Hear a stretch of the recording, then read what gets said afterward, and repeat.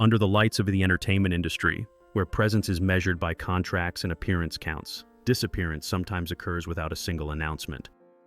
No noise, no controversy, no warning signs. There is only a void that gradually opens, large enough to make seasoned observers begin to wonder, what has truly happened?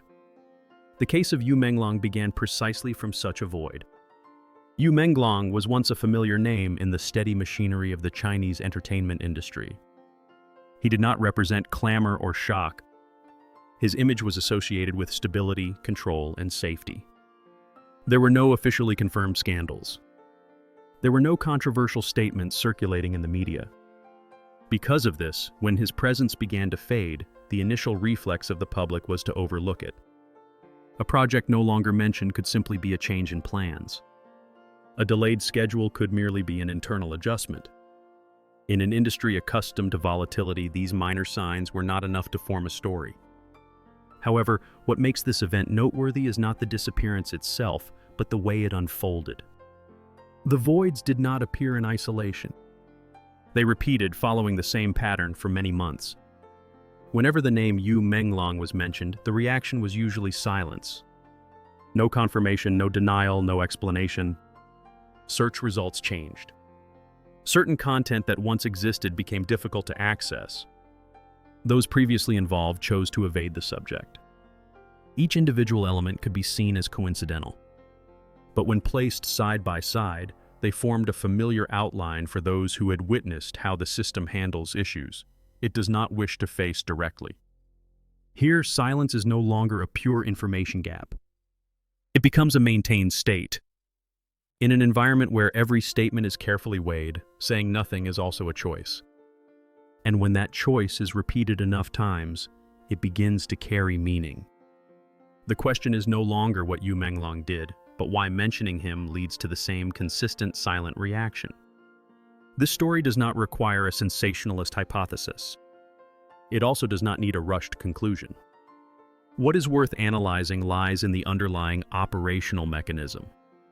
When an artist can gradually vanish from the public space without explanation, what does that say about the relationship between power, presence, and memory? And more importantly, when the public begins to recognize these patterns, will silence remain the invisible tool it once was? The opening of this analytical journey does not aim to assert what happened to Yu Menglong. It aims to raise a broader question, transcending the scope of an individual. In a system where appearance is strictly controlled, disappearance is sometimes not the end of the story, but the starting point for another form of memory. A memory that, the more it is avoided, the more difficult it becomes to erase. Beneath the calm surface of the Chinese entertainment industry, where every movement is presented as part of a professional plan, the absence of Yu Menglong initially created no fierce reaction. This was not because the public was indifferent, but because the system was accustomed to hiding fluctuations under layers of technical language and adjusted schedules. A postponed project could be explained by many logical reasons. A failure to appear before the media could be seen as a personal choice. In that context, silence always had excuses available to exist. Yu Menglong entered the industry with an image that was relatively safe by internal standards. He was not positioned as a controversial icon, nor did he build his career on strong statements or a confrontational personality. His presence was stable, fitting the templates that the system prioritized maintaining. Therefore, when the first signs of absence appeared, they did not shatter public expectations. On the contrary, they dissolved into the familiar operational rhythm of an industry where every change could be labeled as an adjustment. However, the root of the problem did not lie in the fact that an artist temporarily failed to appear. What was noteworthy was how the gaps began to form and repeat according to the same structure. There was no announcement that Yu Menglong faced personal issues. There was no confirmation that he was pausing activities to reorient his career. There was also no signal suggesting that this was a planned decision. Instead, there was a simultaneous absence of information. When the public searched, they did not encounter opposing feedback. They encountered emptiness. In the Chinese entertainment environment, silence is not a passive state. It is often the result of a tacit consensus, where involved parties clearly understand the boundaries of what should be mentioned. No public order is needed because everyone is aware of the consequences of crossing the line. When a name gradually becomes difficult to find on mainstream platforms, it does not necessarily reflect the decision of the artist alone. It reflects a broader process of adjustment, where presence is controlled by allowing or not allowing it to be mentioned. At this stage, the disappearance of Yu Menglong could still be seen as a series of coincidences. Each absence could be explained individually. But it was the repetition that changed the nature of the story. Projects once mentioned were no longer updated. Media contacts became silent. Those who had collaborated neither denied nor confirmed anything. When the same reaction appeared in response to the same stimulus, it was no longer random. It became a pattern. It is important to emphasize that at this time, the public did not have enough data to draw any conclusions. And the content of the story does not aim to fill that gap with speculation. On the contrary, it is the very lack of information that is the factor needing analysis. In an industry where every statement is calculated, the lack of any statement for many months shows that silence is being maintained intentionally. The root of this phenomenon lies in how the entertainment industry operates as a closed ecosystem. There, a career depends not only on audience feedback, but is also tightly bound to the ability to maintain a risk-free status. When an individual, for any reason, is deemed no longer suitable for that status, the adjustment usually does not occur through a public declaration. It occurs by gradually reducing the level of presence until absence becomes the norm. In the case of Yu Menglong, this process took place slowly enough not to cause shock, but consistently enough to create a sense of unease for close observers. There was no climax. There was no marking moment. There was only a fading away bit by bit. And that very fading laid the foundation for the first questions. Not questions about fault or responsibility, but questions about the mechanism. What allows a prolonged absence to exist without explanation? At the end of this stage, Yu Menglong had not yet become a symbol or a reference point. He was still just a name gradually disappearing. But the way that disappearance was handled silently prepared for the next turning point. When a system chooses silence for long enough, it does not just blur an individual, it makes those around them begin to realize that there are things that are not permitted to be said. And from that moment, the story no longer stopped at the absence of an artist, but began to shift toward the reaction of the entire system toward anyone who questioned that absence. The appearance of the senior executive in the story did not bear the hallmarks of a resistant figure. He did not stand before the media, he made no declarations, and he did not seek to challenge the existing order. On the contrary, he was a part of the machine, understanding clearly how the system operated and the invisible boundaries it set. Precisely for that reason, the moment he raised a question about the case of Yu Menglong carried special significance. It was not an impulsive act, but a professional reflex in response to a series of events that were becoming increasingly difficult to explain. According to what was passed down through internal circles, that question appeared during an exchange that was considered routine. The atmosphere was not tense. The language used was technical, cautious, and fitting the standard of meetings where every statement is weighed. The executive did not accuse anyone, nor did he offer a specific hypothesis. He merely pointed out the notable overlap between the instances when Yu Menglong's name was mentioned and the silent reaction that occurred immediately afterward.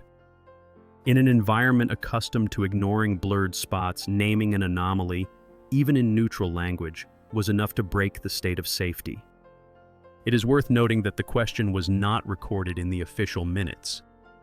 It did not become an archived document, nor was it cited as an issue needing to be handled. But it was heard. And in a system where everyone clearly understands the boundaries, being heard was enough to trigger a reaction.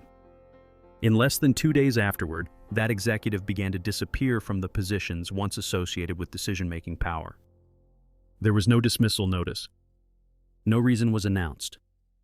There was only a gradual absence from important meetings, from attendance lists, and from the spaces where his voice once carried weight. This reaction did not take the form of public punishment. It created no surface conflict and did not disrupt general operations.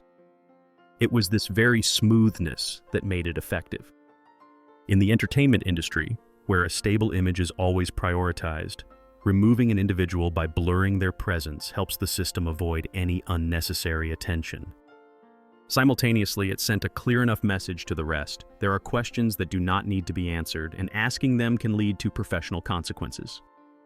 The parallel between the way this executive was blurred and the way Yu Menglong had experienced became impossible for keen observers to ignore.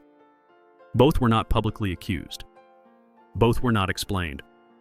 And both left the center of the story without leaving an official trace. This was no longer a coincidence of separate individuals, but a consistent pattern of systemic reaction when facing elements deemed destabilizing, albeit at very different levels. From this moment, the story began to shift its focus.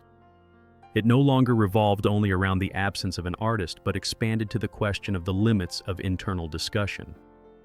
If someone within the system, with status and experience, could not raise a question without paying a price, what does that say about the real space for dialogue that exists inside? Silence, in this context, was no longer a personal choice, but became a hidden requirement to maintain collective safety. For the public, the disappearance of the senior executive was not announced, so it created no immediate reaction. But for those who had paid attention to Yu Menglong's case, the overlap began to become clear. Two absences, occurring in the same way during the same period with no explanation. When placed side by side, they formed a new story, even if no one officially told it. It was here that public perception began to change. They were no longer just wondering about the fate of an individual, but began to observe how the system handled the things it did not wish to clarify. Notably, at this stage, there was no explosion of public opinion. There were no slogans, no calls to assemble. The surface of the entertainment industry still operated smoothly, but beneath it, a process of identification was occurring. The public began to remember patterns instead of seeking new information. Every time a name disappeared without explanation, the memory of Yu Menglong and the senior executive was triggered. No repetition of details was needed, only the familiar feeling that everything was repeating. This shift marked the important turning point of the story. When power was no longer assessed by what was said, but by what was avoided, the role of the public also changed. They were no longer in a position of waiting for information, but shifted to a position of comparison and memory. In that context, every silent decision of the system was no longer neutral, but became a new data point for interpretation. The senior executive did not return to explain. Yu Menglong did not appear to tell his own story. But their simultaneous absence fulfilled a different role. It exposed the limits of transparency and showed how a system can maintain control without the need for statements. From this moment, the story entered a new phase. It was no longer a question of what happened, but of how questions were handled. And when that handling became too familiar, the public began to react not with words, but with their own memory and choices.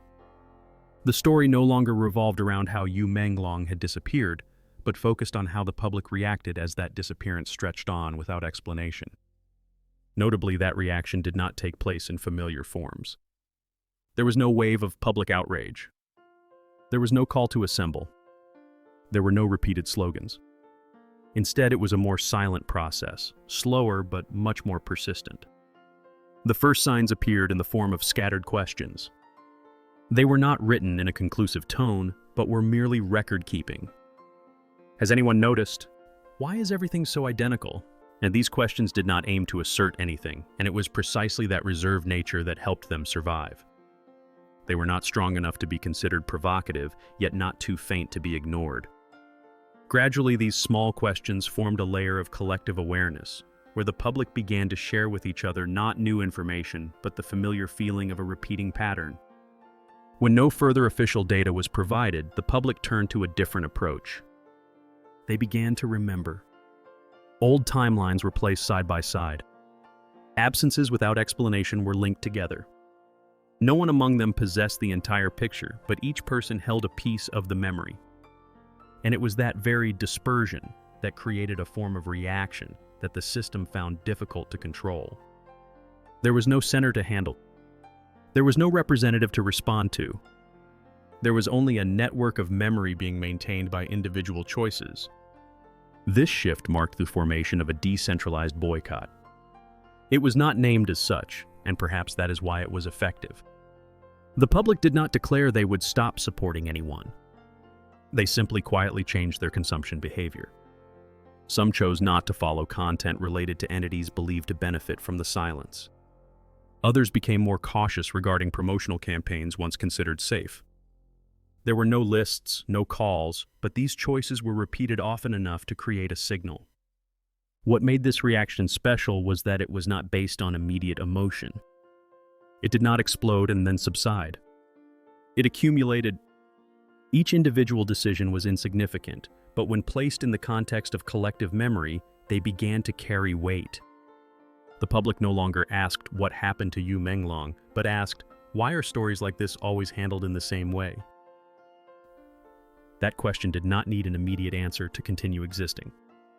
It sustained itself by being repeated in memory.